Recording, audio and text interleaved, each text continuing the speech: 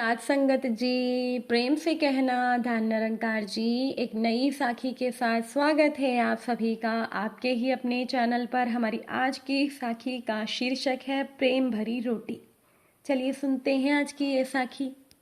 साथ संगत जी, श्रीनाथ जी एक दिन भोर में अपने प्यारे कुंभना के साथ गांव के चौपाल पर बैठे थे। कितना अद्भुत दृश्य है। समस्त जगत का बाप एक नन्हे बालक की भांति अपने प्रेमी भगत कुंभवन दास की गोदी में बैठकर क्रीड़ा कर रहा है। तभी निकट से ब्रज की एक भोली ग्वालन निकली। श्रीनाथ जी ने गुजरी को आवाज दी, इधर आ। तो गुजरी ने कहा, बाबा आपको प्यास लगी है क्या?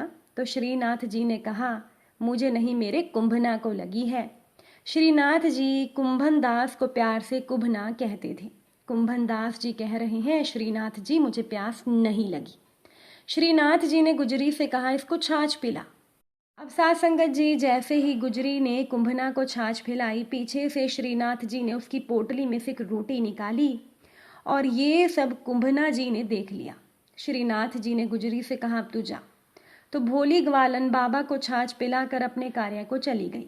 उसके जाते ही कुंभना जी ने श्रीनाथ जी से कहा, श्री जी आपकी ये चोरी की आदत गई नहीं? श्रीनाथ जी ने आधी रोटी कुंभना को दी और आधी रोटी खुद पा ली। तो जैसे ही कुंभना जी ने वो आधी रोटी पाई तो श्रीनाथ जी ने कहा, अरे कुंभना तू चख तो सही। तो कुंभना जी ने एक निवाला गले के नीचे उतारा। कहने लगे, बाबा ये कैसा स्वाद है। श्रीनाथ जी कह रहे हैं कि ये गुजरी जब रोटी बनाती है तो मेरा नाम ले लेकर बेलती है, इसमें मेरे नाम की मिठास भरी है। तो इसके बाद श्रीनाथ जी बोले, बाबा अब तू ही बता, इस प्रेम भरी रोटी के बिना मैं कैसे रह लूं?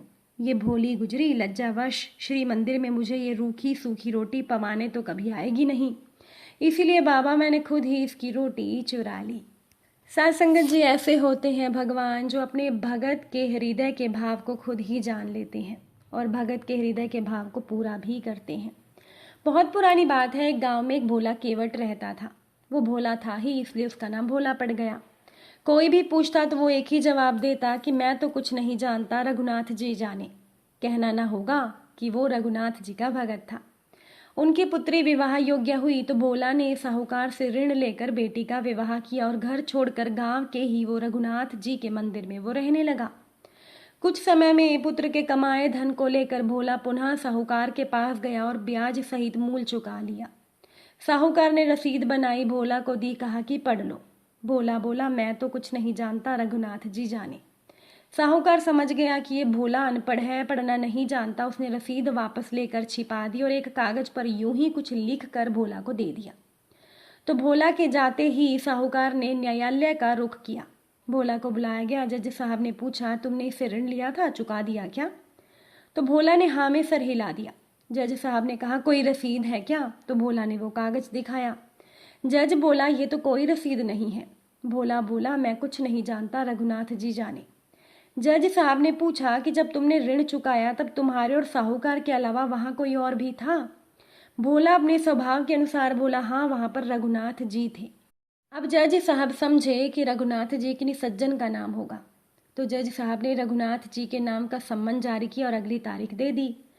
तो जो सम्मन लेकर गया था वो गांव भर में घूम गया, पर कोई रघुनाथ जी नाम से होता तो मिलता। आखिरकार किसी ने उसे रघुनाथ जी के मंदिर की जानकारी दी। तो जो सम्मन लेकर आया था उसने वो सम्मन मंदिर में ही रख दिया। तारीख आई तो सब न्यायालय पहुंचे। रघुनाथ जी के नाम की आवाज लगाई तो एक बूढ़ा आदमी धीरे धीरे चलता हुआ गवाह के कटघरे में आकर खड़ा हो गया। जज साहब ने पूछा कि आप रघुनाथ जी हैं? तो वो बोले, हाँ मैं ही हूँ।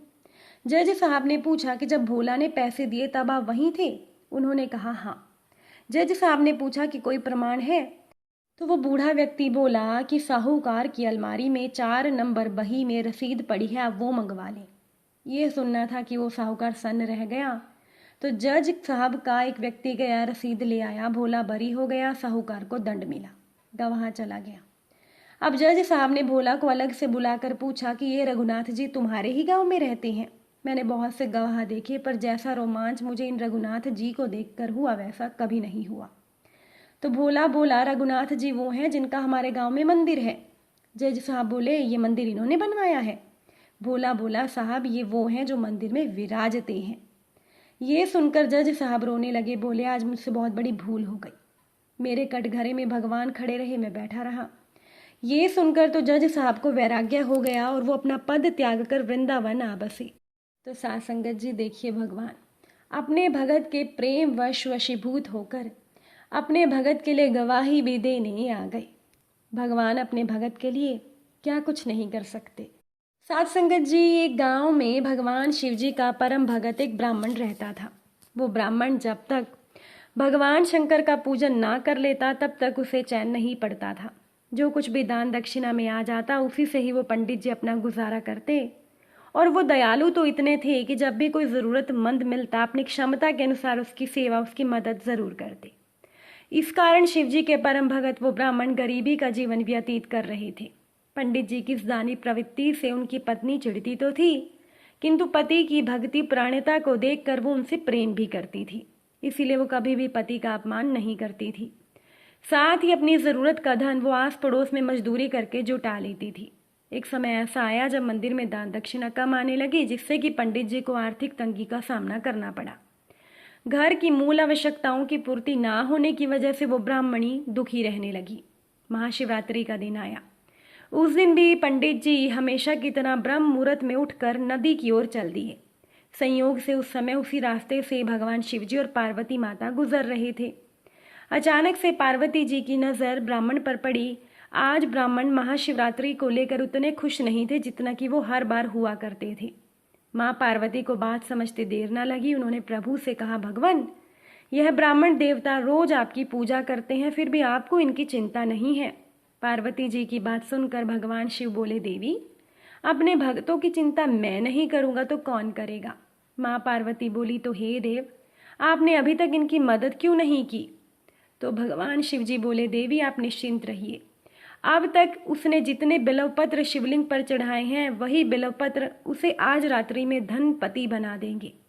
अब ये बात करके भगवान शिवजी और माँ पार्वती तो चले गए, लेकिन साथ संगत जी संयोग देखिए, उसी समय उस रास्ते से एक व्यापारी जा रहा था। उसने छुप कर दोनों की बातें सुन ली।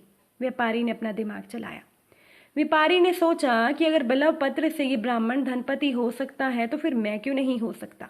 ये सोचकर वो ब्राह्मण के घर गया। उनसे बोला, पंडित जी, आपने अब तक जितने भी बिल्वपत्र शिव पूजन में चढ़ाए हैं वो सब मुझे दे दीजिए, बदले में मैं आपको 100 स्वर्ण मुद्राएं दूंगा। पंडित जी ने अपनी पत्नी से पूछा तो वो बोली, पुण्य का दान तो ठीक नहीं, किंतु दे दीजिए, अभी हमें धन की ज़रूरत है। तो पंडित जी ने सारे बिल्वपत्रों के बोरे में भरा और वो सेठ जी को, वो व्यापारी को दे दिए। बिल्वपत्रों का बोरा लेकर सेठ जी पहुंच गए मंदिर और शिवलिंग पर चढ़ाने लगे। साथ संगत जी, सेठ जी इस इंतजार में थे कि कब भगवान कृपा करे, कब वो धनपति बने। प्रतीक्षा करते करते रात हो गई। सेठ जी चमत्कार के लिए इंतजार कर रहे थे। आखिरकार तीसरा पहर गुजरने के बाद सेठ जी के सब्र का बांध टूटा। क्रोध में आकर वो शिवलिंग को झकझोरने लगे। अब हुआ चमत्कार, सेठ जी के हाथ शिवलिंग से चिपके रह गए। उन्होंने बहुत कोशिश की, उनके हाथ शिवलिंग से छूटे नहीं। थक हार कर वो सेठ जी भगवान शिव से क्षमा याचना करने लगे। तो भगवान बोले, लोभी सेठ, जिस ब्राह्मण से तूने ये बिल्वपत्र खरीदे हैं उसे 1000 स्वर्ण मुद्राएं दे, तब जाकर तेरे हाथ खुलेंगे। तो प्रातःकाल जब पंडित जी पूजन के लिए आए तो देखा सेठ शिवलिंग पर हाथ चिपकाकर रो रहा है। उन्होंने पूछा तो वो बोला, पंडित जी, शीघ्रता से मेरे बेटे को 1000 स्वर्ण मुद्राएं लेकर मंदिर आने को बोलिए। पंडित जी ने सेठ के बेटे को बुलाया और सेठ ने वो स्वर्ण मुद्राएं ब्राह्मण को दिलवाई और सेठ मुक्त हो गया। अब पार्वती जी शिव जी से पूछती हैं, हे नाथ, आपने अब तक अपने इस भगत को कोई धन क्यों नहीं दिया। शिव जी बोले, देवी, ब्राह्मण को बिल्वपत्रों के बदले धन प्राप्त हो गया है और मेरा भगत अब गरीब नहीं रहा, देखिए आप। सत्संगत जी, तो इस तरह से भगवान अपने भक्तों के भावों को पूरा करते हैं, उनकी रक्षा भी करते हैं और उनके हर एक मनोरथ को पूरा करते हैं। अगर आज की ये साखी आप सभी को अच्छी लगी हो, वीडियो को लाइक शेयर ज़रूर करिएगा। आप सभी से फिर मुलाकात होगी नई साखी नए विचारों के साथ। साथ संगत जी, प्यार से कहना, धन निरंकार जी।